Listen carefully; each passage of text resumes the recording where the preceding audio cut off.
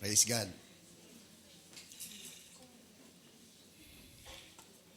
Muli tayo pong lahat ay tumayo. Buksan po natin ating banal na kasulatan dito po sa sulat ni Paul kay Timothy, dito sa 2 Timothy chapter 3. Kaya babasahin niyo lang kung sundan dito po sa kabanatang 3 ng 2 Timothy chapter 3. Ang mga huling araw.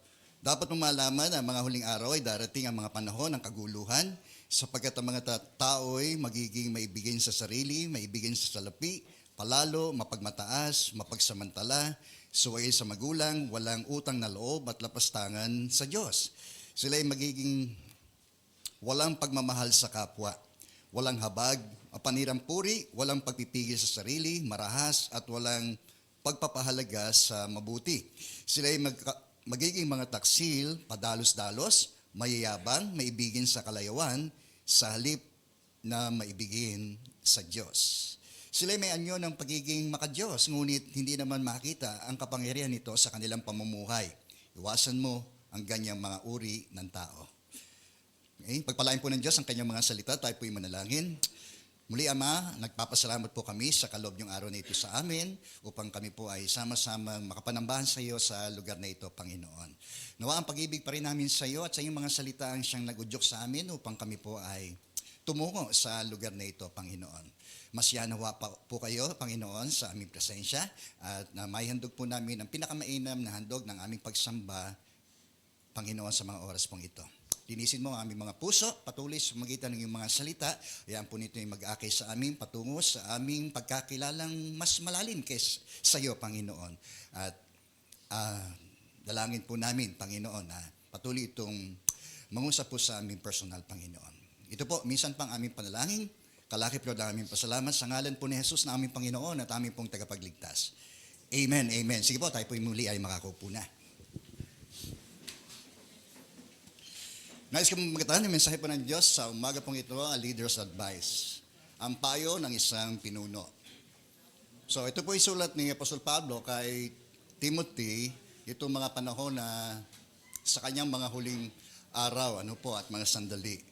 Sapagkat si Paul ay naharap na sa kanyang kamatayan. Maraming pagkakataon, siya po yung niligtas ng Diyos sa maraming mga trahedya at sakuna, pero dito sa pagkakataong ito, alam niya na yung kanyang buhay ay matatapos na. Yung kanyang misyon ay kanyang natapos na.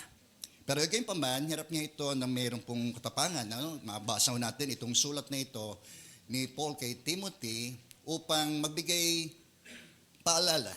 At gayon din, ang mahalagang payo nito para sa kanyang nakababatang kamanggagawa na si Timoteo na kanya pong nakasama. Anong unang ito ay kanyang makasama doon po sa kanyang mga misyonaryong paglalakbay. Doon po sa Acts chapter 16, mababasa ho natin yung kanyang tala ng kanilang kasaysayan, kung paano po sila panagpo at kung paano rin ito pong si Timoteo ay kanya pong isinama doon sa kanyang mga misyonaryong paglalakbay. At doon ay si Paul ang nagsilbing kanyang naging ama sa kanyang pananampalataya. Si Paul din ang silbing kanyang mentor at modelo ng uri ng kailangan sa pagmimisyon at sa larangan po ng pagmiministeryo. Pero dumating yung pagkakataon na si Timoteo ay itinalaga ni Paul dito po sa church sa Ephesians. Kaya si Timoteo po, nung siya ay nasa kahubugan na, ay siya po ay itinalaga ni Paul dito sa church sa Ephesus. Kaya ang nangyari, ay sa buhay pagmiministeryo ni Timoteo ay lumarating pa rin yung panahon na siya po ay nawawalan ng loob, na magpatuloy sa paglilingkod sa Panginoon. Subalit laman ng sulat na ito ni Paul ang pagpapalakas ng loob sa kanya at ilang mahalagang mga payo patungkol sa issue ng huling mga panahon na yon. Okay? So, ang Bible ay nagsasaad ng mga pangungusap patungkol sa tinatawag na huling mga araw. Tayo po yung nakapaloob dito po sa tinatawag na dispensation of grace.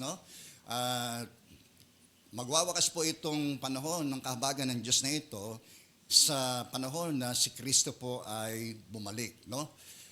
Dito po sa Acts chapter 2 na meron pong binanggit dito na yung panahon at pista ng Pentecost ay dumating yung banal na espiritu, no?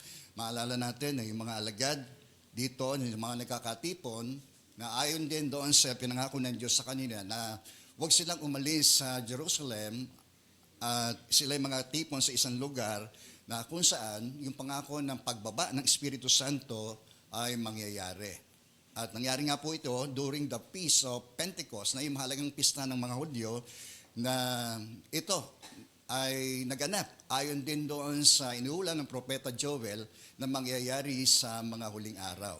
Kaya marami ang naniniwala, no? At maging tayo, maaaring na tayo naniniwala dito po sa umpisa nito pong tinatawag nating mga huling araw. Sabi po rito sa Acts chapter 2 verse 17, sabi, ito ang gagawin ko sa mga huling araw, sabi ng Diyos. Ibubuhos ko ang aking espiritu sa lahat ng tao, ipapahayag ng iyong mga anak na lalaki at babae ang aking mensahe.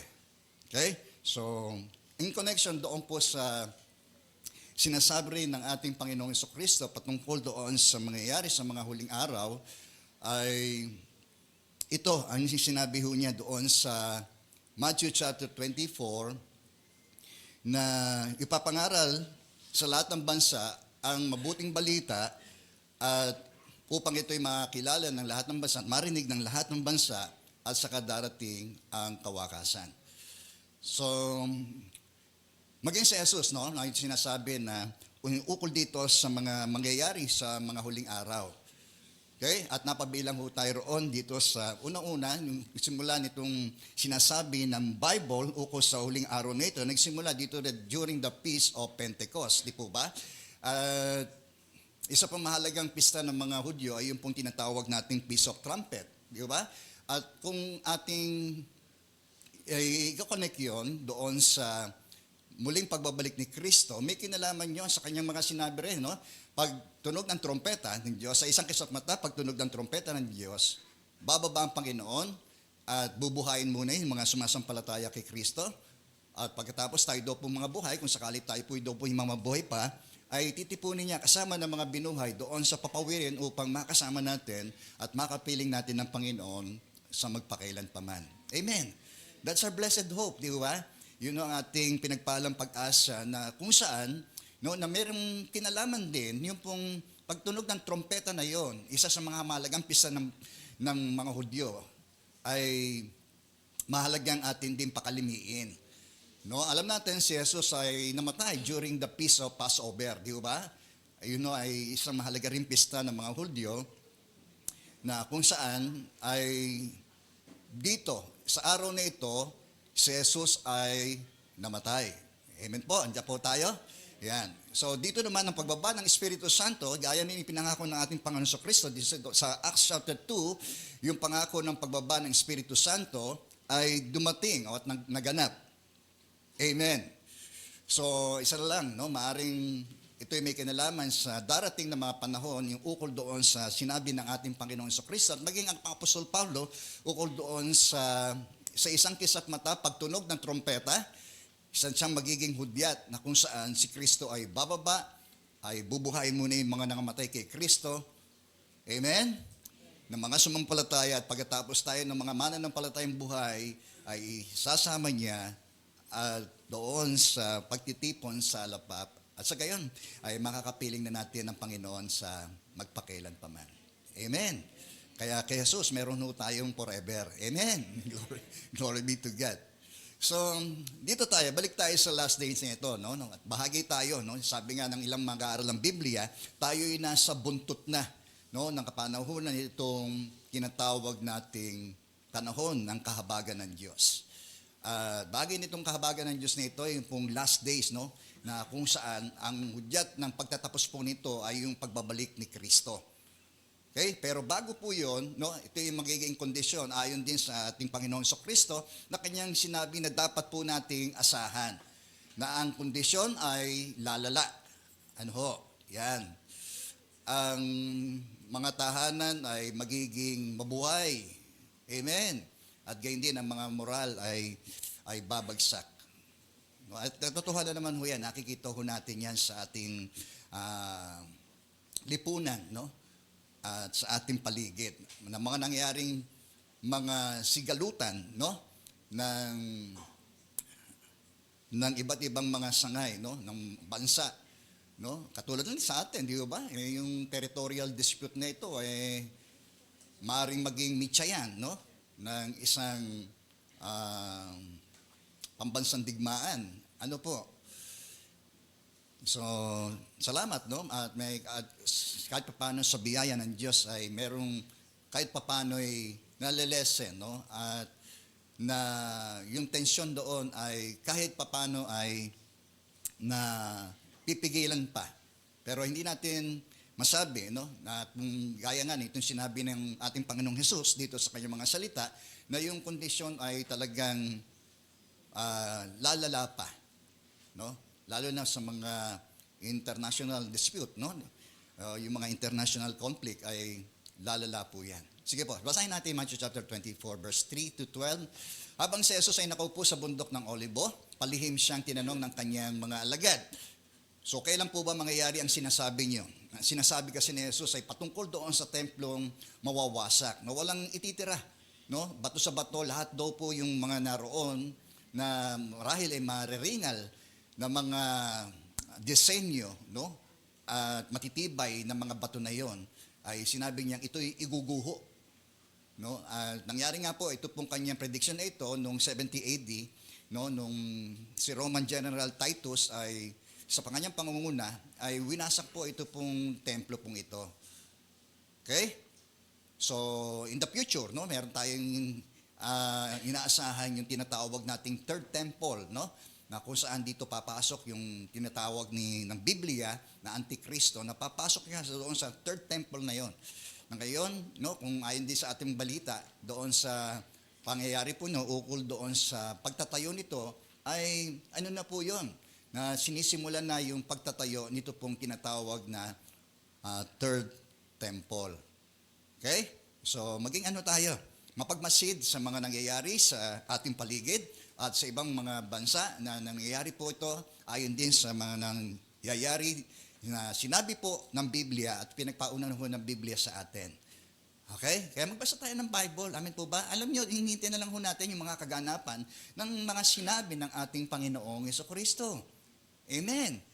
No? Maging ang kanyang pangakong kanyang muling pagparito, no? Ay patuloy tayong umasa. Kaya nga sinasabi, tayo po'y patuloy na maghintay, magbantay, no? Sapagkat di natin alam, oras ng kanyang muling pagparito. No, ang mahalaga ay kahit tayo ay narito na dito sa pagpasok nitong mga huling araw na ito, na ganito ang mangyayari sa sanlibutan, no, ay yung kalakaran at sistema ng pamumuhay ng mga tao ay magiging ganito, dapat pa rin tayo ay maging mapagbantay. Amen, no?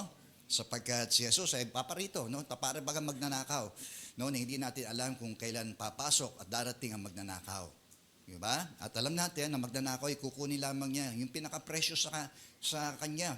Amen? At yung iba ay kanyang iiwan. Di naman niya madadala ang buong bahay eh. Di ba? No? Yung very precious lang talaga ang kanyang kukunin. At tayo, no? Sa paglarawan ng magnanakaw na yon ay ang ating Panginoon Kristo ay kukunin niya yung precious sa kanya. Yun ay walang iba kundi ang kanyang iglesia. Amen po? At sabihin mo sa katabi mo, ikaw yon. Yan. At ako rin yun. Ayan. Tayo ang kanyang babalikan. Amen? Yan ang kanyang ipinangako. No? Sa bahay ng kanyang ama, maraming silid. Kung hindi gayon, ay sinasabi na nga po niya na siya alis upang ipaganda sila na matitirhan ng kanyang mga disciples, no? Upang sa kanyang paghahanda roon, sa kanyang pagbabalik, ay isama niya ang kanyang mga tagasunod. Okay? Purihin po ang Panginoon. So, ano pa sinabi ni Jesus, no? Kayong tanong ng kanyang mga disciple, ay kung kailan po ba mangyayari ang mga sinabi niyo? Ano po ang magiging palatandaan ng inyong muling pagparito, ang katapusan at ng katapusan ng mundo? Okay? At si Jesus ay sumagot, sabi, mag-ingat kayo upang hindi kayo mailigaw ni numan. Tingin niyo po ha? So, the very first warning ni Christ, no, sa kanyang mga tagasunod ay yung mag-ingat sila upang hindi sila mailigaw. Bakit? Kasi maraming paparito daw po sa kanyang pangalan at magpapanggap na sila ang Kristo. Na ngayon nga ho, siya ay nagtatago. Hindi ko siya makita eh. At marami silang maililigaw. At walang nung tayong lumayo. Amen po ba? No, ngayon dito lang sa Pilipinas ay naglipana pa rin ho ang mga bulaang mga propeta na naghahayag na sila ang anak ng Diyos, the appointed Son of God, no? Yung mismo, ang Jesus na kanilang kiniklaim na yung persona na yon ng ating Panginoon Kristo ay sila o siya. Amen po ba? Amen. Amen. Okay? So, yung religious deception ay mahalaga ho yan, no? Na maging tayo, kaya nga tayo ay laging pinagsasaliksik, no? Ng Biblia upang hindi ho tayo mailigaw, no? Sapagkat isa sa mga layon po ng Bible ay para ituro sa atin ang mga katotohanan, no? Pabulaanan ng mga maling aral, no? At ang Bible ay nagtuturo sa atin, no, ng pagkakakilanlan sa mabuti at masama. Yung tama doon sa mali. So, ganyan, makahingat po tayo, no? Sa ating mga napapakinggan, hindi lahat ng mga nangangaral at gumagamit din ng Biblia at nangangaral din ng pangalang Jesus ay may katotohanan. Amen po ba? No, sabi nga, seek the truth and the truth shall set us free. Amen. Maging malaya tayo sa anumang panlilang, panloloko at pandaraya ng kaaway. Kung ang Panginoong Jesus ay mayroon pong tunay na mga mangaral, ang demonyo rin, no, ay meron din siyang pakawalang mga bulaang mga mangaral upang ang intensyon ay iligaw ang mga tao. Okay? So, yun yung sinasabi na natin mga doctrinal issues, di po ba? Yung mga maling mga turo-aral na itinuturo ng mga mangaral na ito na sumasalungat na doon sa tunay na prinsipyo at turo ng Biblia. Okay? So, noon pa yan, kahit doon sa panahon ng mga apostol, ay may mga nasa lingit din, mga bulaang mga guro at mga bulaang mga mangangaral. Kaya nga isa sa mga babala rin ni Apostol Pablo sa mga iglesia, ay sila yung mag-ingat, no? Na sila yung nagsisipasok doon na ni mo'y kala mo ay mga tupa, no? Pero ang totoo ay sila yung mga asong gubat. Okay? Purihin po ang Panginoon. Diyan po tayo? So, ngunit huwag kayong magbahala dahil talagang sabi, makakarinig kayo ng ng mga labanan at makakabalita ng mga digmaan sa iba't ibang mga dako. Mangyayari ho ba yan? Kahit na naman po yan at kahit sa kasalukuyan, nangyayari po yan. Yung banta ng digmaan ay posible, no? Sa bawat maaring sandali, no? Kung gaano rin kabilis ang isang sandali ay gayon din ang bilis ng digmaang ito.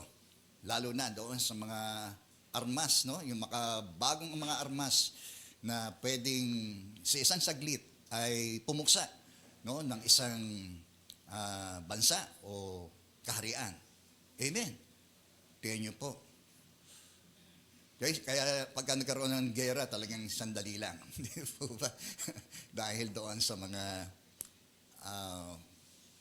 armas na ito, na marahil iba ay tinatago, no? Inililihim, pero sa isang saglit ay maaari po talagang yung mga armas na yon na taglay ng isang bansa o kaharian ay maaari talagang magdulot ng pinsala, no?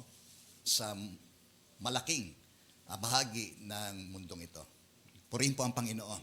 So, huwag tayong mabahala. Kaya yung dudulot kasi ng pagkatakot yan sa atin no? Anytime can happen, no? Na maaari ding anything can happen na sa isang saglit. Pero sabi ni Jesus sa kanila, huwag kayong mabahala dahil talagang mangyayari ang mga yon. So, hindi na tayo magtataka, di ba? Hindi na tayo magtataka kung ba't ba nangyayari ito, di ba? So, yung pinapauna na ng ating Panginoon Kristo sa kanila na mangyayari ang lahat ng iyon. Bagamat hindi pa yon ang katapusan ng mundo. Sige po. Ano pa? Sabi, dahil maglalaban-laban pa ang mga bansa at gayon din ang mga kaharian, magkakaroon din ng taggutom. Siyempre, pagka may gera, may taggutom. Di po ba? Pag may gera, nasisira yung lupain. Diba? Itong pinagkukunan ng atin ng pagkain. No? Gayun din ang katubigan, di po ba? Kapag mapipinsala yung tubig. Amen. Di ba? O sino bang malabuhay dito ng panahon ng hapon? Ha? Di ba? Yung mga matatanda na nakakausap natin, di ba? Pag nagkukwento sila, talaga ang hirap, no? Nung sila ay nabuhay ng mga panahon ng hapon. Di ba? Na ano lang tayo sa kanilang mga kwento tungkol doon sa mga kalupitan, no? Ng mga dayuhang itong sumakop sa atin hong bansa. Amen. At katotohanan naman 'yon. Talagang pagka may gera, may taggutom mo yan. Di ba? Wala kang source na pagkukuhanan. Di po ba? Wala kang source. Di po ba? Na pagkukunan ng pagkain. Di po ba? Lahat ng yung kilos galaw ay disusi dahil alipin ka. Di ba? Pagka ikaw nasakop, di po ba? Natural, alipin ho tayo nun. Ganun lang ho yun. Kasimple. At tagutom at lilindol sa maraming mga lugar. Okay? So, makadalita tayo. Manood tayo ng mga disastrous na mga nangyayari, no? Sa iba't ibang mga dako ng mundong ito. Purihin po ang Panginoon, no? Mawawala ang langit at ang lupa, ngunit ang kalit-liitang salita ng Diyos ay hindi ho magkakabula. Yung sinabi niya noon, mangyayari doon sa ganung kapanahonan, nangyari po yun. Ngayon, yung sinabi niya noon na mangyayari sa darating, ay mangyayari po yun. Kaya nga ang senaryo ng sinasabing katapusan ng panahon, ay nakatala na sa Bible. Ang hinihintay lang natin, yung kaganapan ng mga pangyayari pong yun. Kaya ngayon ihanda natin ang ating mga sarili na mangyayari ang lahat ng ito nang sa gayon hindi tayo mawalan ng pananalig sa Diyos at tuluyan tayong tumalikod sa ating pananampalataya. No? Na ang mga kahirapang ito, ang mga tagutom na ito, ang mga trahedyang ito, ang siya nawang higit pa na magpalapit nawa sa atin sa Diyos at patuloy tayong higit na kumapit sa Diyos sa panahon na nangyari at naganap ang mga masasamang pangyayari pong ito. Nagkakaintindihan na ba tayo? Diba? Yun no Hindi yun itong magiging dahilan para tayo tumalikod sa ating pananampalataya. Kaya nga later on sinabi niya noon na magtiis hanggang wakas ang siyang maliligtas. Okay? Part of this, ito yung tinatawag nating tribulation. Tribulation pa lang ho ito, Itong sinasabi niya rito sa Matthew chapter 24 na ito, na ukol doon sa tribulation. Iba pa ho yung tinatawag nating dakilang kapigatian, no? May sinasabi siya doon tungkol doon sa Matthew chapter 24, ukol doon sa kapigatian na kailanman hindi pa nararanasan ng sanlibutan. So, tayo sa ating pinanghahawakang turo at aral patungkol dito sa dakilang kapigatian nito, mangyayari ito sa panahon ng tinatawag po nating katapusan nito pong kahabagan ng Diyos. Okay? Kapag ang iglesia ay ginagit na, no? Tayo ay nasa piling na ng Diyos, no? Siyempre, yung mga mananampalataya, wala na. Di ba? So ano mangyayari sa mundo? Tayo na nga lang nagiging preservative ng kabulukan ng mundong ito kung mawawala pa tayo. Okay? Alam niyo po yon? Kaya ibubuhos ng Diyos ang kanyang puot. Ito yung isang description din ng Bible ukol doon sa sinasabing puot ng Diyos. Ibubuhos niya ang kanyang puot sa pamamagitan nitong tinatawag nating dakilang kapigatian na ito. Na mararanasan, ang di na mararanasan kailan pa man. Purihin po ang Panginoon. Amen. So, after ditong tinatawag nating dispensation of grace, papasok yung panahon ng bagong kapanahunan, yung dispensation of the Great Tribulation. Okay?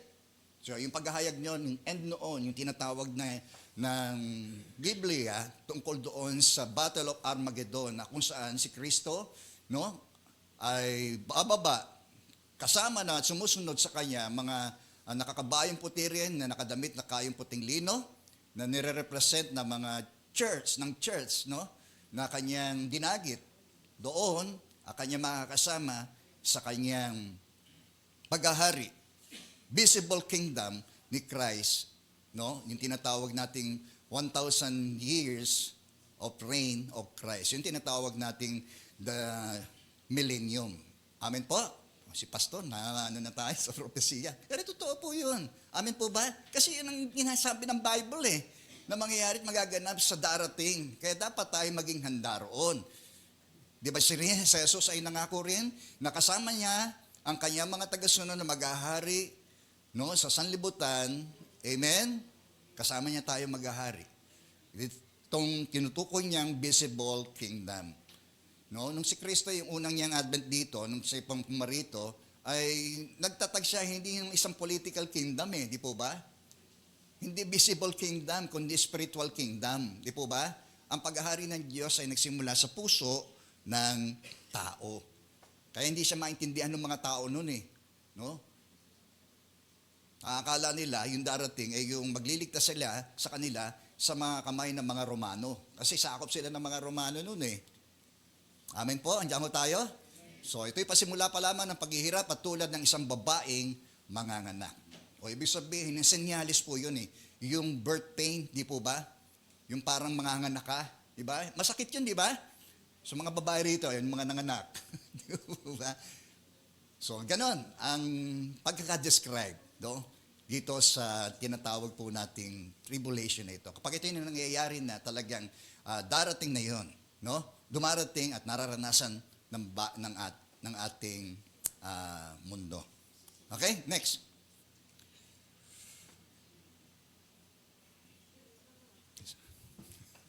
Sabi, pagkatapos ay kapupuotan kayong lahat dahil sa inyong pagsunod sa akin. Tingin niyo po yun, isasakdal kayo at pahirapan, papatayin. So ito po ay paglalaan na rin, no? Na ang buhay nila ay dapat ay nakataya, no? Kaya nga si Paul, sinasabi niya, ang mabuhay kay Kristo, ang kamatayan ay kapakinabangan. No? So, ilan sa kanila talagang dumanas ng tinatawag nating martyr's death, no? Kamatayan ng isang martir. Okay? Si Pedro ay pinakong nakabaligtad. Amen? Si Juan ay inilaglag o doon sa isang kumukulong langis ayon sa tradisyon. Amen? Si Santiago ay pinugutan ng ulo sa Acts chapter 12. Mababasa ho natin yon. Di ba? Itong magkapatid na ito, lumapit sa ating Panginoon sa Kristo at nakiusap yung kanyang nanay na pwede bang paupuin yung anak nila, si James at si John, doon sa kanan at sa kaliwa. Sabi ni Jesus, hindi nyo nalalaman yung sinasabi nyo. Mababata ba ninyo ang saro ng paghihirap na babatayin ko? Opo, akala nila pangkaraniwang pagbabata lang Pero naunawaan nila yon, no? Sabi ni Jesus, no? Ang sarong ang paghihirap na ito ay babatain nga ninyo. So, nagkang katotohanan po yun, nang si Santiago po ay pugutan ng ulo, Acts chapter 12, at gayon din sa huling mga apostol ni Kristo na pinatay, na inilaglag doon sa kumukulong langis, ay ito pong si Juan. Kasi ang sumulat ng Ebanghelyo ni Juan, at yung mga sulat ni Juan, at yung pahayag na kung saan ang Diyos ay nagpahayag sa kanya dito kay Apostol Juan. Kakaintindihan na ba tayo? Okay? So, tanong mo nga sa katabi mo, handa ka bang mamatay para kay Kristo? Okay? Although, yung intense persecution, no, nangyari po during the time ng mga Romano, no? Kahit babasahin natin yung Hebrews chapter 11, yung ukol doon sa mga kahirapan at pag-uusig na dinanas ng mga Kristiyanong mananampalataya. Especially itong mga Hebrew believers na ito, na kung saan sila ay ipinakain sa leon, ang iba, yung iba ay pinugutan ng ulo, ang iba patay, nilagari ng pahati, no? Sabi roon, nilagari ng pahati, no? Ang sanlibutan daw ay hindi para sa kanila noong mga panahon na yon. Pero sila ay nagtiis, no? Maging ang kamatayan ay kanilang hinarap dahil sa kanilang pananalig sa Diyos. Amen po ba? Yan.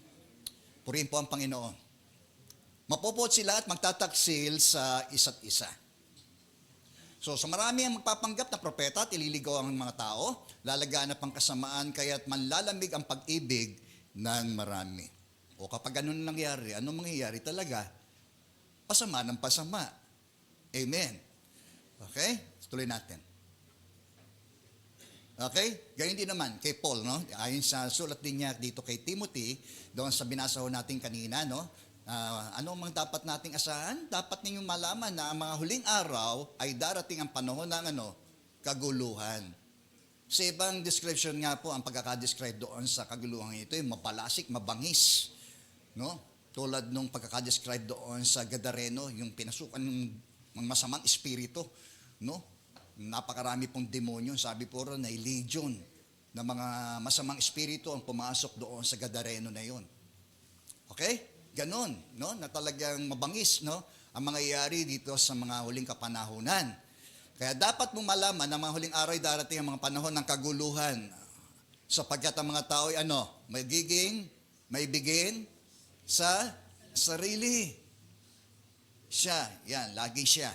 Ito naman, ang binagsak ng unang tao, di po ba? Kahit yung unang anghel na nilikaw ng Diyos, na si Lucifer, di po ba? Ang pagiging maibigin sa sarili. Okay? Ano pa? Maibigin sa salapi. Yan. Tingnan ho natin, obserbahan natin, evaluate din natin ating mga sarili. Baka tayo rin naman, no, sa buhay natin ay ganito tayo. Maibigin tayo sa salapi. Ano pa? Palalo. Yan. Lagi ang bida siya. Pag ano kukwento, lagi siya ang bida. Di ba? Ganyan ho tayo dati, di po ba? Gusto natin tayong bida. Pero ngayon kayo naging mananampalataya, dapat ang bidang ikinukwento natin sa iba ay si Kristo. Yung mga bagay na ginawa ni Kristo sa ating buhay. Okay? Kaya tayo nagpapatotoo. Hindi para tayo ay maitaas, no? Kundi ang itataas natin lagi sa ating buhay ay si Kristo at yung kanyang mga ginawa sa atin. Mapagmataas, ano pa? Mapagsamantala, suway sa magulang. O mga anak, ganito ba tayo? Sano na tayo, tapos ganito pa tayo sa magulang natin. Ano pa? Walang utang na loob. Di ba? Hello? Para yung pagpapautang mo utang na loob mo pa sa kanya doon sa pinautang mo. Di ba? Okay, at lapastangan sa Diyos, no? Sila ay magiging walang pagmamahal sa kapwa, walang habag, mapanirang puri. Yan, yung mga bagay ng mga taong wala akong ginagawa, kundi ang manira ng kanilang kapwa. Yan. Ayun daw po yung mga tambay no? Ano pa? Walang pagpipigil sa sarili. Marahas at walang pagpapahalaga sa mabuti. Nakakalungkot pero ganyan ang siste at maraming siste na pamumuhay ng maraming mga taong nakapaligid sa atin. Amen po? Nandiyan tayo. Huwag na ho tayong magtaka kung bakit ganito ang mga tao. Sila ay magiging mga taksil, padalos-dalos, mayayabang, may bigin sa kalayawan sa halip na maibigin sa Diyos. Di ba? Paglinggo, saan mas puno ang tao? Saan lugar mas puno ang tao? Sa mall kaysa sa simbahan. Di po ba? Pero sasabihin ng mga taong ito, hindi naman ako nakakalimot sa Diyos. Di po ba? Mahal ako ni Lord tama yun, mahal ka ni Lord. Pero ang tanong mahal mo ba siya? Okay? Hello, nandiyan po tayo? Yan. So, ilang bagay na natin, no? Tayo sa pagtatrabaho natin, ganda nga nung napanood, sayang, hindi na i-play.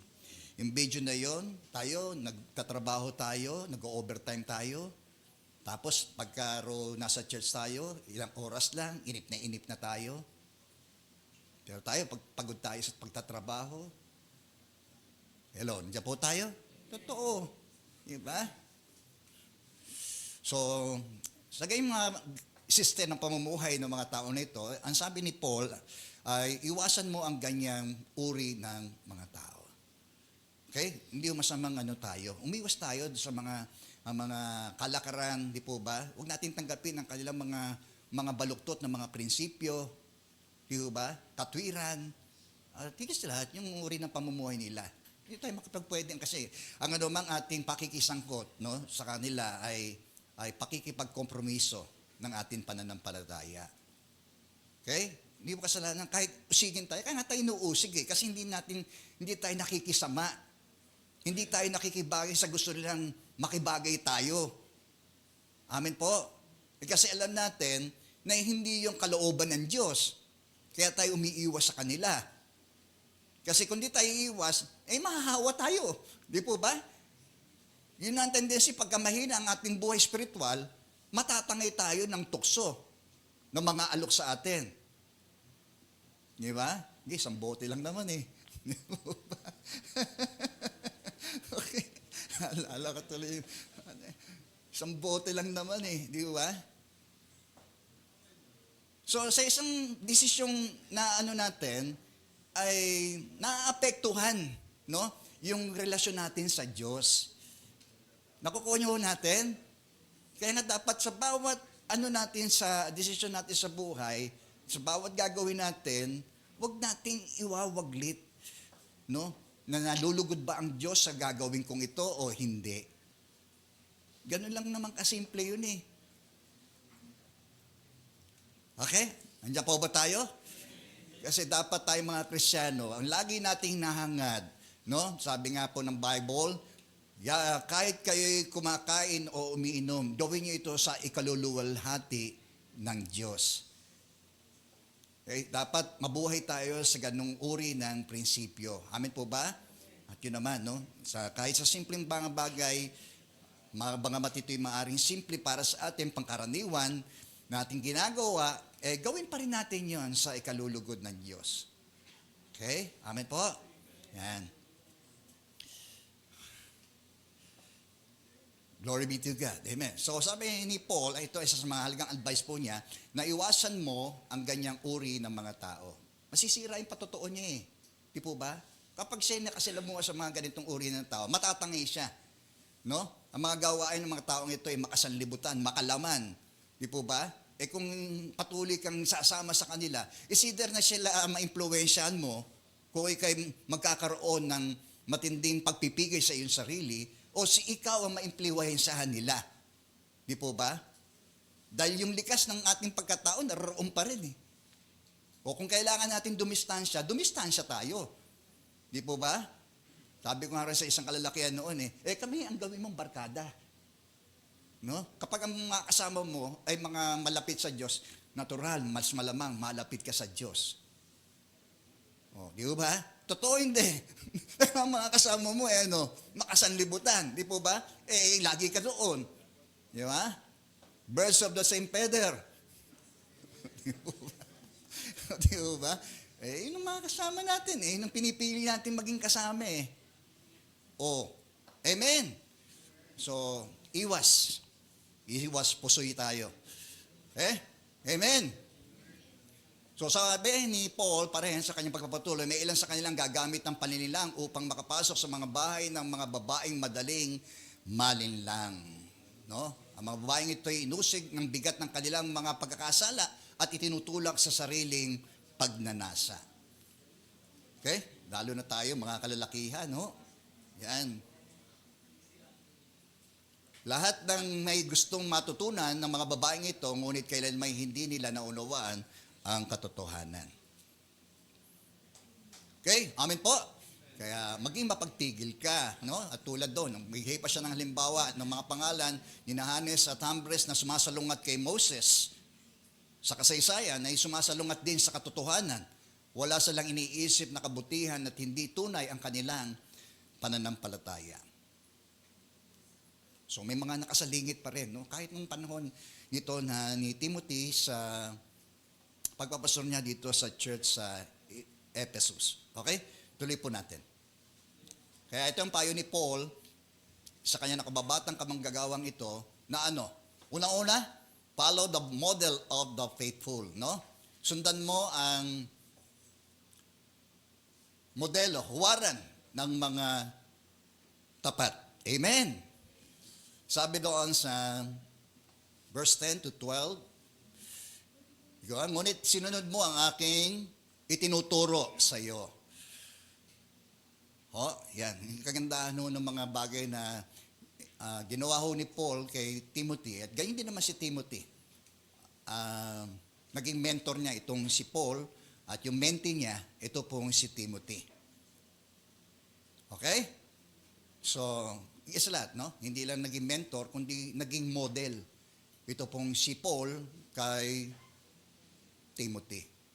Okay? So tayo bilang mga mananampalataya, maging modelo tayo ng katwiran ng Diyos. Amen po ba? Ng prinsipyo ng Diyos, ng naging pamumuhay ng ating Panginoong Kristo. Di ba? Kaya nga sinasabi ni Paul, imitate me as I imitate Christ. No? Sundan ninyo ako tulad ng pagsunod ko kay Kristo. Ganun din tayo. Okay? Maging huwaran tayo ng atin hong mga anak, ng atin hong kaibigan, ng atin hong mga kapitbahay, ng ating mga kabarkada. Okay? Dahil tayo man, tulad ni Timothy, ay sinunod natin yung itinuturo ng ating mga spiritual leaders. Amen. No? Mula sa salita ng Diyos. Ano pa? Ang aking ugali. Di ba? So, si Paul hindi naman siya perfecto no? Pero gayon pa man, nakita natin, yung pagbabago ng kanyang ugali, buhat ng niyang makilala si Kristo, ay talagang nagbago. Di ba? Si Paul, ano yan? Mamamatay tao yan Ano ba? Yan. Pero nagbago yung ugali. Purihin po ang Panginoon. Amen? Kaya salamat sa mga binagong buhay ng Diyos, no? Na talagang yung kanilang mga patotoo ay talagang kahanga-hanga, no? Na masasabi na natin talagang tunay ang Diyos ay nagbabago ng buhay. No? Yung mga dating ganoon, ngayon ay hindi na ngayon. Amen. No? Yung dating mapusok, ngayon ay sobrang napakahinahon. Yung dating napakayabang, ngayon ay sobrang parang tumututol yung bata Okay? Amen po ba? O, suriin nga natin ating mga sarili. O, sa mga ugali natin. Yung dating mga ugaling, may nagbago ba sa atin? O, bakit tatlo lang? Siyempre naman. Yun ay isang patunay na saan ay binabago ng Diyos sa atin mula roon sa loob, patungo roon sa labas. Yan. Kasi pagkabago yun, no? Nabago yun, hindi na ho magiging mahirap na mabago yung ating panlabas. Amen po? Yan. Sa ating mga pag-uugali, sa ating pananaw sa buhay, sa ating mga values, sa ating mga interes, di ba? Sa ating mga layunin ay nagbabago kapag si Kristo ang naghahari sa ating puso't buhay. Yan. At ang layunin ng buhay, tingin niyo po yun? Yung purpose ng buhay niya, no? Lalo na sa pagkakatiwala ng Diyos na ito sa Kanya para maging apostol ng mga hentil. Di ba? Talagang sinikap niya, no? Matapos niyang makilala si Kristo, na nung una'y kanyang inusig, no? Ay pinalitan naman niya, no? Ng mismong paghahandog ng kanyang sarili, maging ang kanyang layunin sa buhay. Di po ba? Di ba? Sabi nga doon sa Pilipos, di po ba? Yung pinalalagay kong pakinabang, inari kong kalugihan. Di ba? Sapagkat dati siya isang Pariseo, di po ba? Theologian siya. Okay, pagdating sa kautusan ng Diyos, ay siya ay masunurin, isa siyang Pariseo. Di ba? Kung batas din lamang ang pag-uusapan, siya po ay bihasa sa mga batas at kautusan ng mga Hudyo. Okay? Pero ang lahat ng yun, tinuro niya, sapagkat hindi na rin nababatay ang pagkamatuwid ng isang tao, kundi nababatay sa pananampalataya niya kay Kristo. So tayo rin, no? Kung saan may pagmamalaki natin ang ating mga religious, no? Mga achievements, di po ba? Nung tayo po yung mga dadatay pa sa ating pong pananampalataya, marahil iba sa atin talagang mga religyoso, deboto, di po ba? Ng ating mga patron, o sino yung mga patron, di po ba? Yes, ang gayong mga tao, pinagmamalaki na gano'n, di ba? Ako'y tagasunod ng patrong Nazareno, di po ba?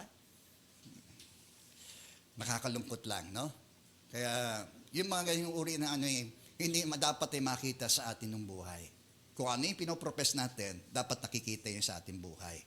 At tayo para maging modelo, para tayo sundan, no ba? No, na nakikita ito sa uri ng ating pagkilos, pag-uugali, at yung mga layunin na sa ating buhay. So, hindi na mahirap maging tayo po'y sundan ng mga taong nakatingin ho sa atin. Lalo na yung malalapit ho sa atin. Okay? Amen po. Sabi ni Paul, tinularan mo ang aking pananampalataya. Okay? Kasi kasama siya ni Paul doon sa mga misyonaryong paglalakbay Di ba? So nakita ni Timothy, no? At hayagan namang ipinapahayag ni Paul dito sa sulat nito na nakita na ang saksihan ni Timothy ang kanyang pananampalataya sa Diyos. Na kahit merong siya nabibilanggo, hinahagupit, di po ba, binubugbog, no? At nagpapatuloy pa rin siya na nangangaral. So anong motivation ni Paul para pagpatuloy? Yung kanyang pananampalataya sa Diyos. Amen. Ganun din tayo. Di ba? Kahit anong mga tiis na ating nararanasan sa buhay dito sa mundong ito, okay? At bilang tayo mga taga-sunod ni Kristo, so dapat maging motivation natin yung pananampalataya natin sa Diyos. No? Kalakip ng ating pagsunod na yun, yung halaga ng ating pagsunod, ay yung hirap, no, na daranasin natin dahil tayo kalakip ni Kristo. Okay? Pagtsatsaga at pag-ibig at katapatan. So ano pa? Nasaksihan mo ang mga pag-uusig at paghihirap na dinanas ko sa Antioquia, Iconio at Lystra. Napagtiisan ko ang mga ito. At ang lahat ng ito ay iniligtas ako ng Panginoon. So, makikita pa rin natin yung patotoo ng Diyos, no? Kahit dumaranas si Paul ng mga ganong uri ng mga paghihirap sa iba't ibang mga dako, sa iba't ibang mga churches na mga na-establish na ito, ay pinagtiisan niya yun. Amen po ba? Ang paghihirap daw sa buhay na ito ay isang tanda na tayo ay nakikiisa sa pagtitiis ni Kristong na kanyang naranasan. Sabi kung kayo nang inusig, ipinagpapaunawan na kayo to sa inyo na inusig na ako, di po ba? Siya inusig na. Kung napuot man sa inyong sanlibutan, napuot na ito sa akin nung una pa man. Amen po. Yan. Kaya ganun din tayo. Napagtiisan ko ang lahat ng ito at ang lahat ng ito ay iniligtas ako ng Panginoon. Kaya nga sabi niya doon sa 2 Korinto, ako ay iniligtas ng Panginoon in the past. Ako ay kanyang inililigtas sa kasalukuyan at ililigtas. May kinalaman sa kanyang hinaharap. Purihin po ang Panginoon. Amen. Okay? Sige po, tayo po ay gayon din naman, sabi, ang lahat ng nais na mamuhay ng matuwid bilang tagasunod ni Kristo ay daranas ng pag-uusig.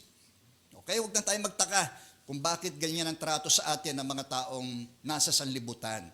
Maaaring ngayon yung sambahayan mo, di po ba? Kaya nga sinabi ni Kristo na parito siya hindi para magdala ng kapayapaan, kundi ng tabak, na ang kanyang mismong kaaway ay yung kanyang kasama sa bahay.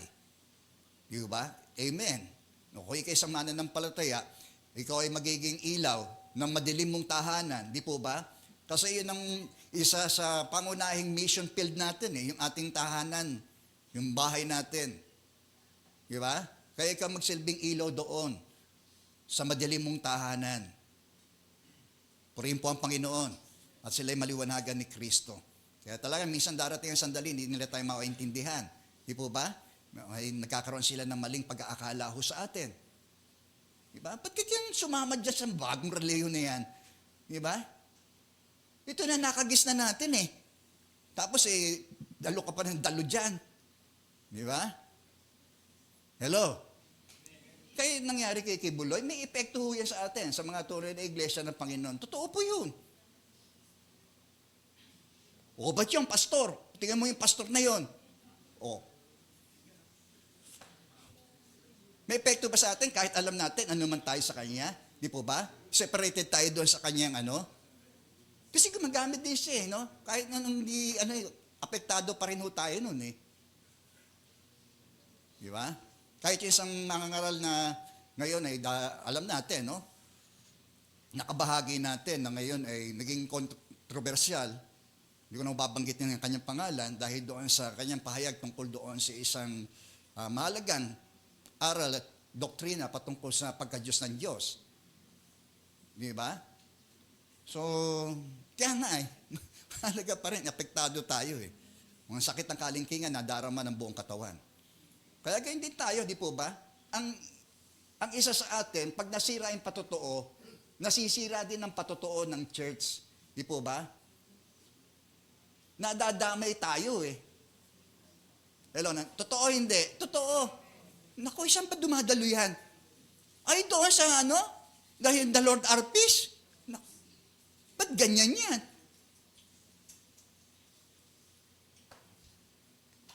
Hello, nandiyan po tayo?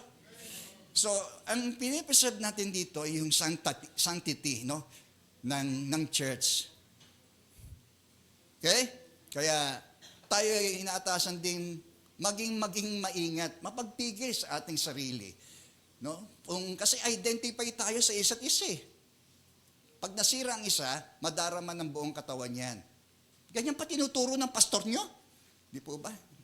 Ang pastor na walang kinalaman doon sa ginawa nung na yun. Nagkakaintindihan ba tayo? Okay. Gayun din naman, lahat ng mga nagnais mamuhay na matuwid bilang taga-sunod ni Kristo ay tiyak na daranas daw po ng pag-uusig. Kapag ikaw ay hindi inuusig, mag-evaluate ka kung talagang meron kang tunay na deklarasyon na ikaw ay talagang kay Kristo. Kasi tiyak, daranas ho tayo niya. So pangalawa, na payo ni Paul kay Timothy ay siya'y bumalik doon sa mga katotohanan ng kanyang nakalipas. Sabi rito sa verse 13, samantalang masama ay lalo pang magpapakasama at ang mga malilinlang ay patuloy na malilinlang at sila man ay malilinlang din. Ngayon, daming scam, di ho ba?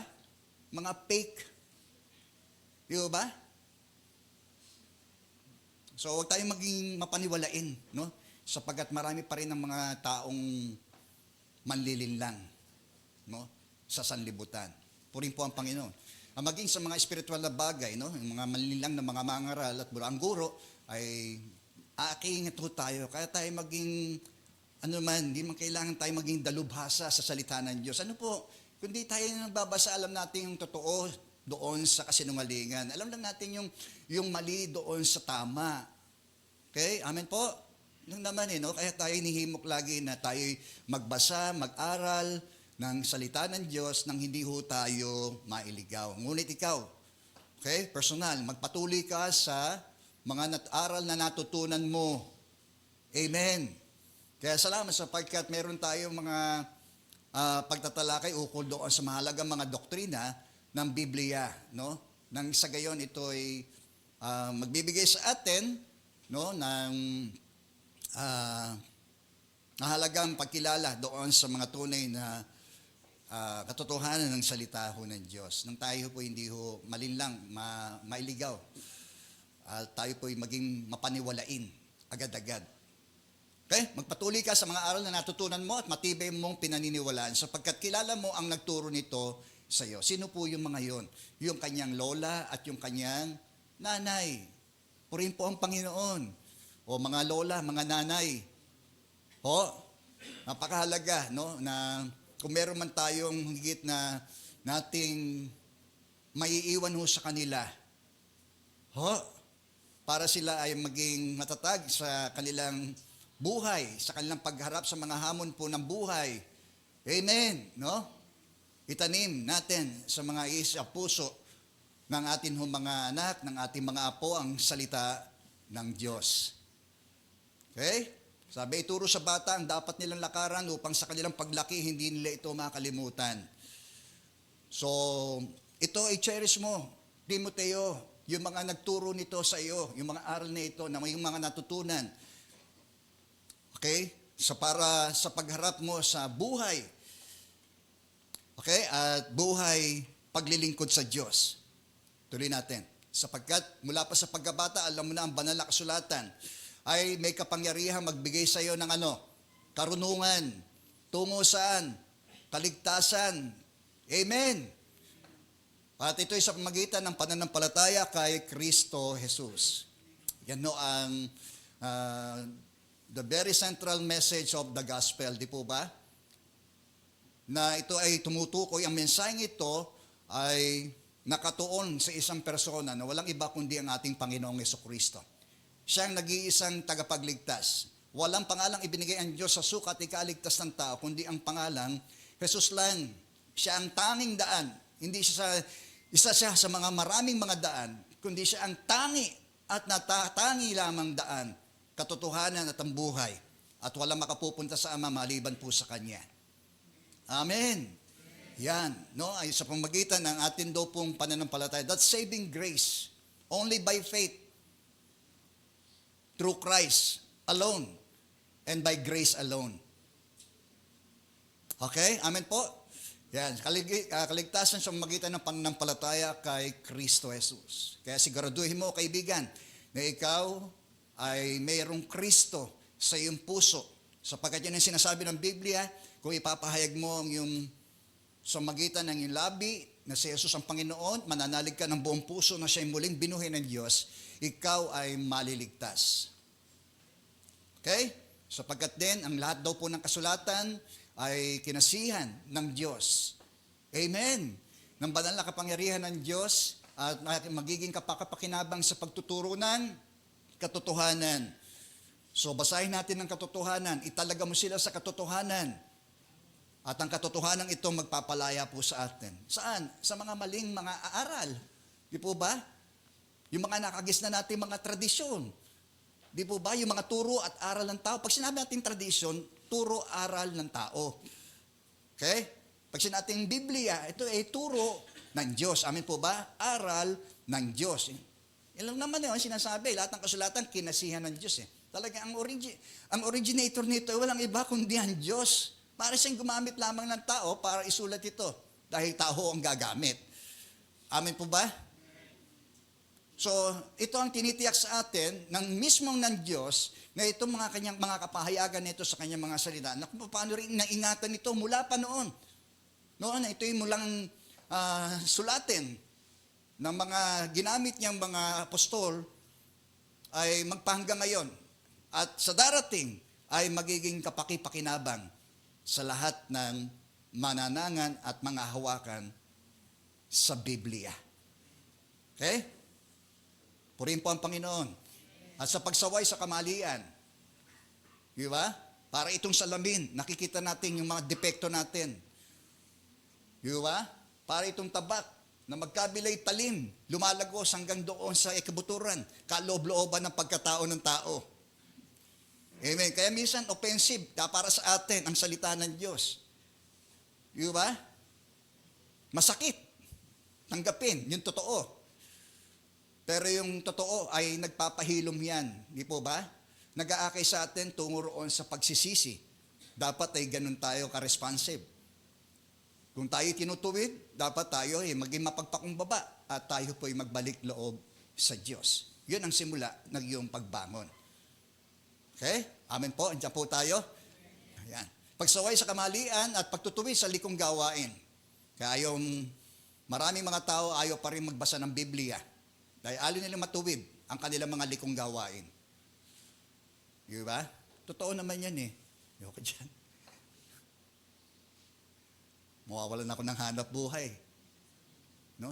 Sabi ng tsuhin ko, alam mo Rick, pagka nagbasa ako niyan, mawawalan ako ng hanap buhay. Kasi kobrador yun eh. Kobrador ng wedding yun eh. Oh. Di ba? Hello, nandyan tayo? Totoo naman ho yun eh.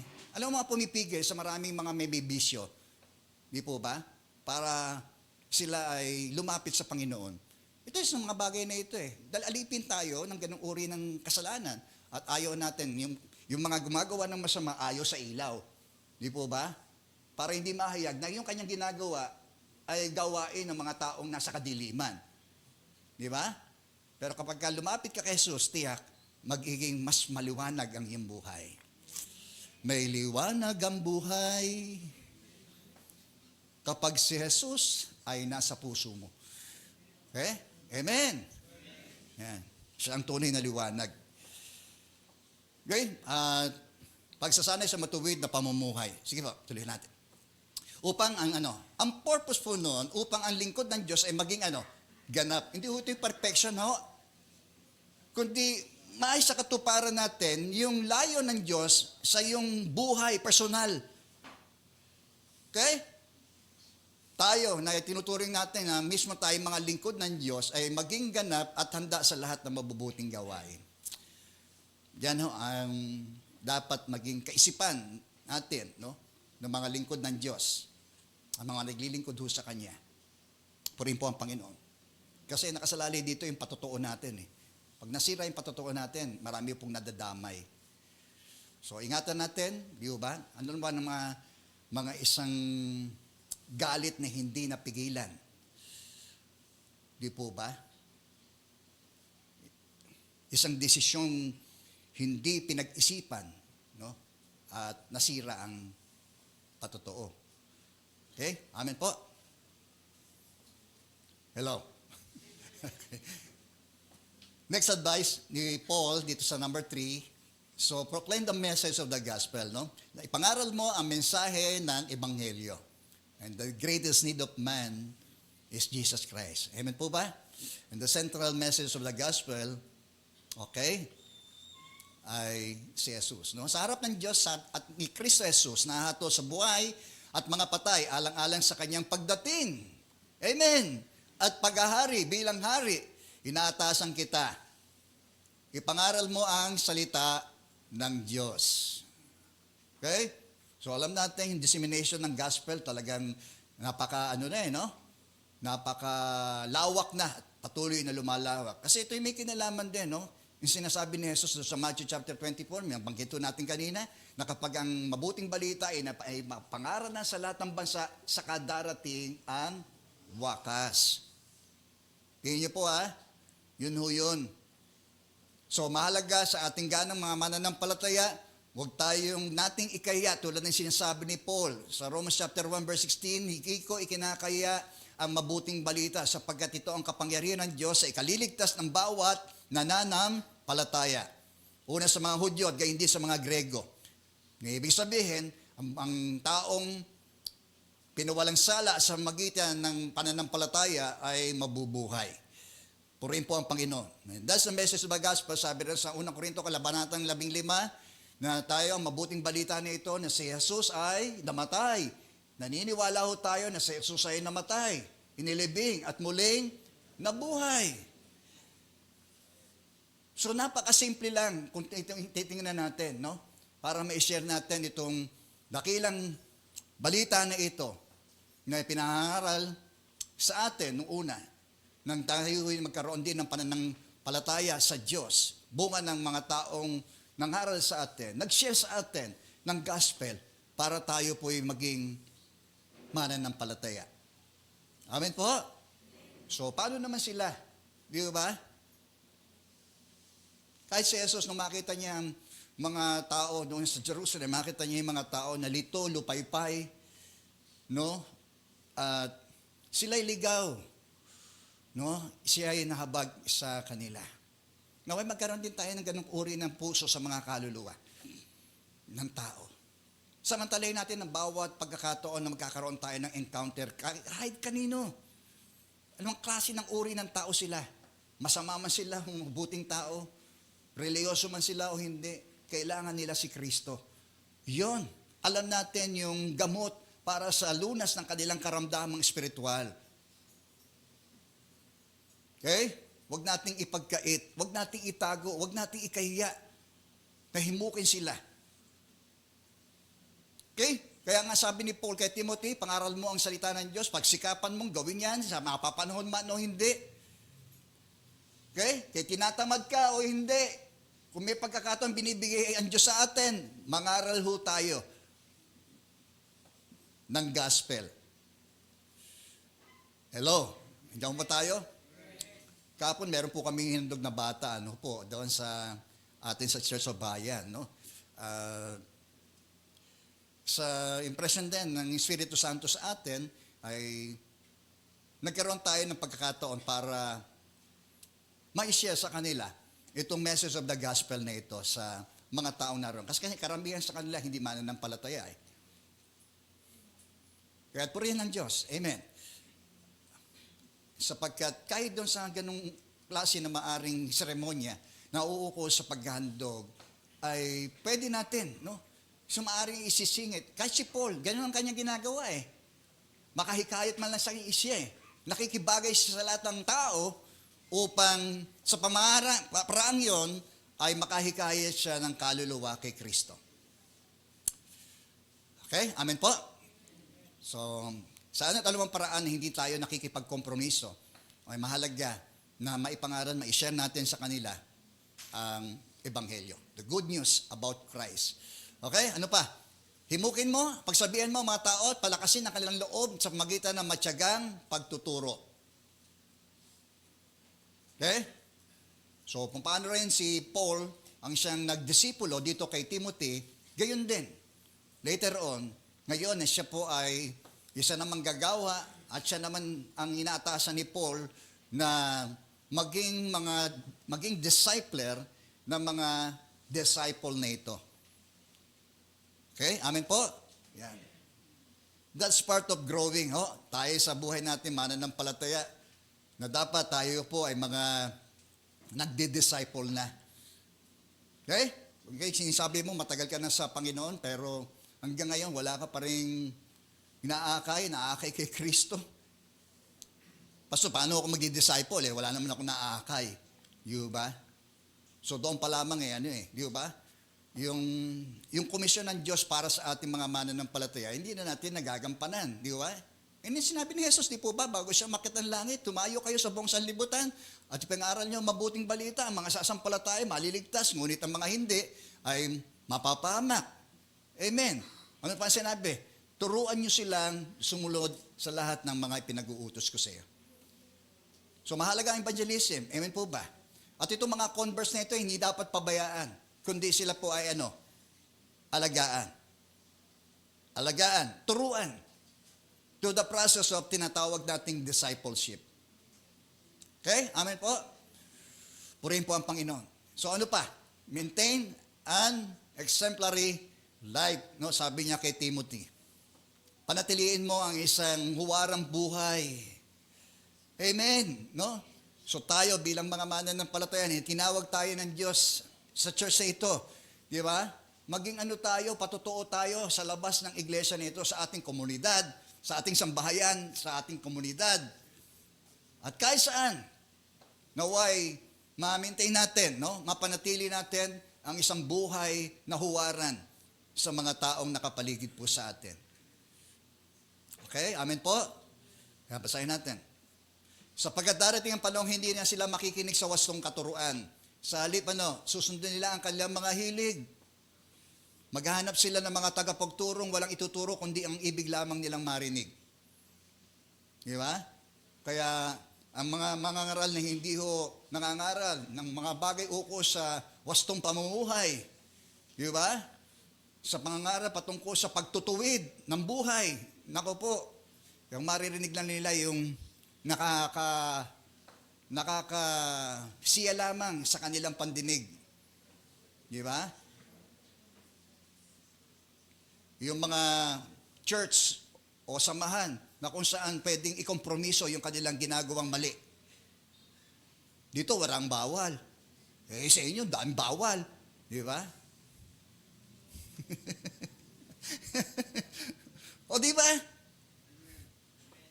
Kaya hanap yan ng ibang church, no? Nang gusto lang na yung laging pinangaral, blessing. Di po ba? Pero pagdating doon sa pagtutuwid ng buhay, di ba? Diyan nga nagalit si Herodes kay Juan Lagi ikinukulkil ni Juan Bautista na hindi tama yung pakikiugnayan niya doon sa kanyang hipag.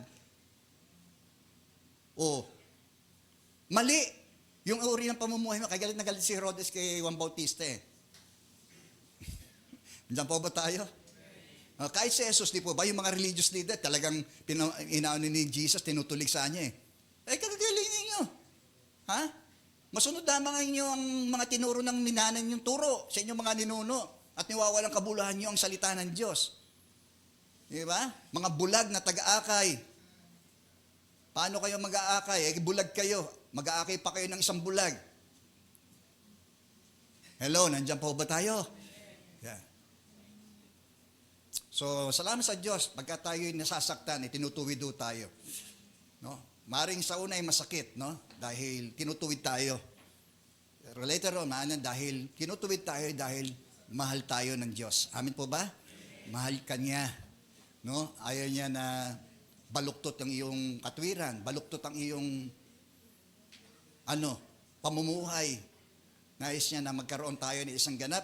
Sa gayon, sabi, ang lingkod ng Diyos ay magiging handa sa lahat ng mabuting gawain. Ano pa, hindi sila makikinig sa katotohanan. Tingnan niyo po, sa halip ay babaling nila ang kanilang pansin sa mga katang isip. Diba? Sa mga alamat. Sa mga ibang mga bagay, mga kwento-kwento. Di ba? Na wala namang saysay. Okay? Ngunit ikaw, maging mahinaong ka sa lahat ng oras. Amen. Magtiis ka sa panahon ng kahirapan. Gampanan mo ang tungkulin ng isang mangangaral na magandang balita, tuparin mo ang lubos ang iyong paglilingkod. So sa ganyang paraan, nagiging magandang ehemplo ho tayo sa iba. Follow the leader. Amen po ba? Ganun lang ho yan. No? Kung ang leader mo ay, di ba, sira. Hindi sabihin, sira yung patotoo. Masisira din yung patotoo ng lahat na nadamay. Okay? Consider your life. Ano pa? I-consider mo na yung buhay ay bilang handog sa Diyos. So verse 6 sabi rito, sapagkat dumating ang panahon ng pagpano ko sa buhay na ito. No? Kaya nga kanyang sinasabi, maraming pagkakataon siya po iniligtas ng Diyos sa mga sakuna, sa mga trahedya, sa mga panganib, no? Sa kanyang buhay. Di ba? May mga pagkakataon, nung siya yung binugbog, no? Akala ng mga iba, patay na ho siya, pero hindi pa yon ang kanyang oras. Pero dito, sa pagkakataon ito, yung kanyang huling sulat kay Timoteo, alam niya na dumating na yung panahon ng kanyang pagpanaw sa buhay na ito. Okay? Sabi, ako'y mistulang isang dinescribe niya na siya ay mistulang isang handog na ibinubuhos sa dambana. Okay? So, ganun din ang paglalarawan sa atin, no? Sa Romans chapter 12 verse 1, di po ba? Alang-alang sa masaganang habag ng Diyos sa atin, no? Ay ialay daw po natin ang ating katawan bilang handog na buhay. Ang ating katawan hindi ho para sa pangangalunya, sa pakikiapid. Huwag nating gamitin ang ating katawan upang masunod ang pita ng laman. Amen po ba?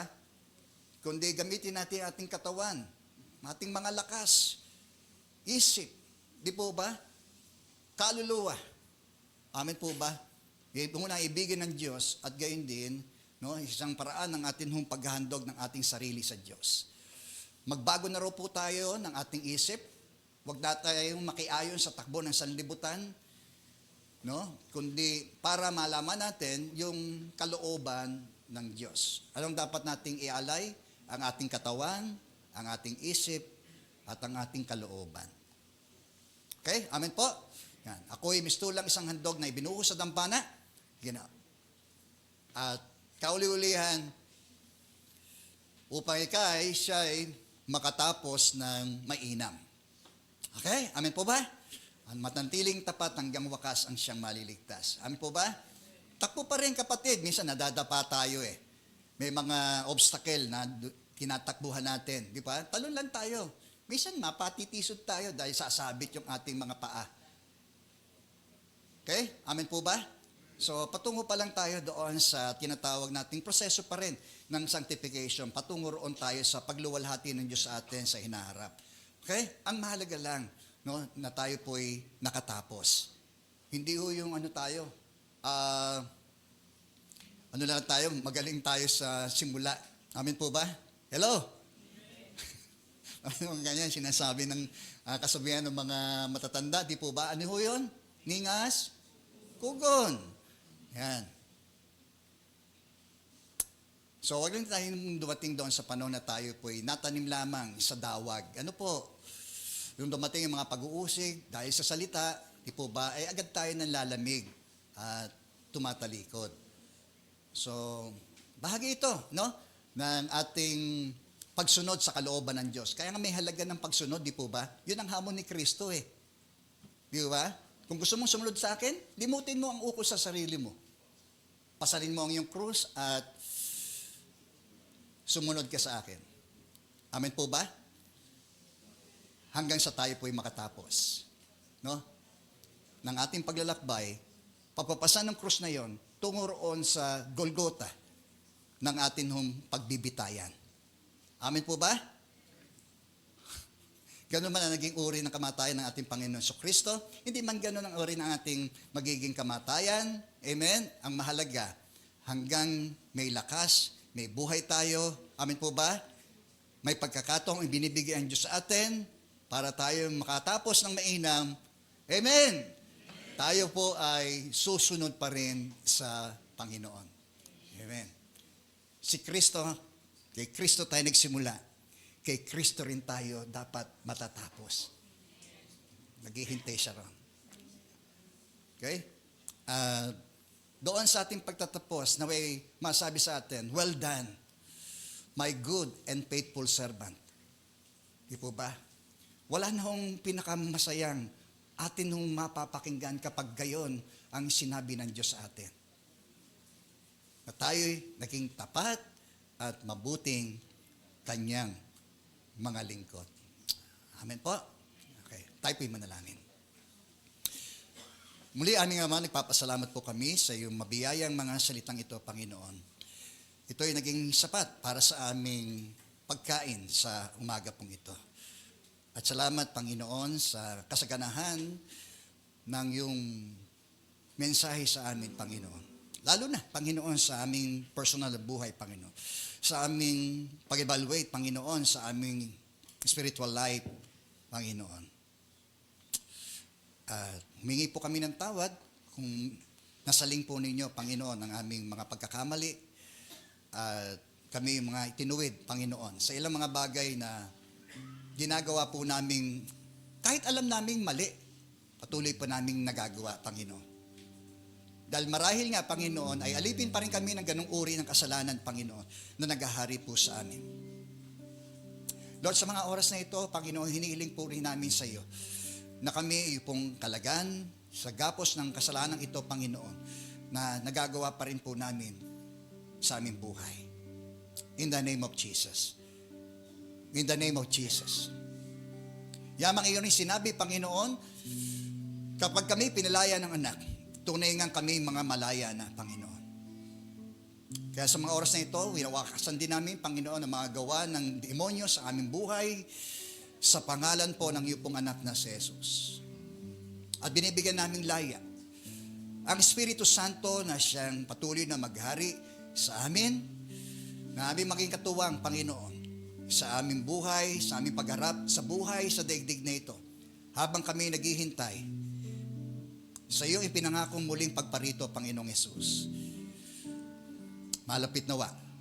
Patuloy kami, Panginoon, sa hangganan, Panginoon, ng aming buhay, na meron pong kasiyahan at kagalakang naglilingkod pa rin, Panginoon, sa kabila ng maraming mga hadlang at hamon ng buhay na aming pong hinarap at haharapin pa, Panginoon. Purihin ka, Panginoon. Ikaw, kaibigan, sa ganang iyong sarili, hindi mo tiyak kapag tinuwan ng Diyos ang iyong buhay, hindi mo alam ang iyong patutunguhan.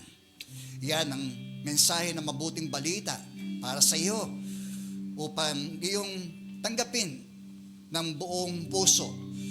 Yan naman sinabi ng Bible, kung ipapahayag ng iyong mga labi na si Jesus ay Panginoon at mananalig ka ng buong puso na siya'y muling binuhay ng Diyos, ikaw ay maliligtas.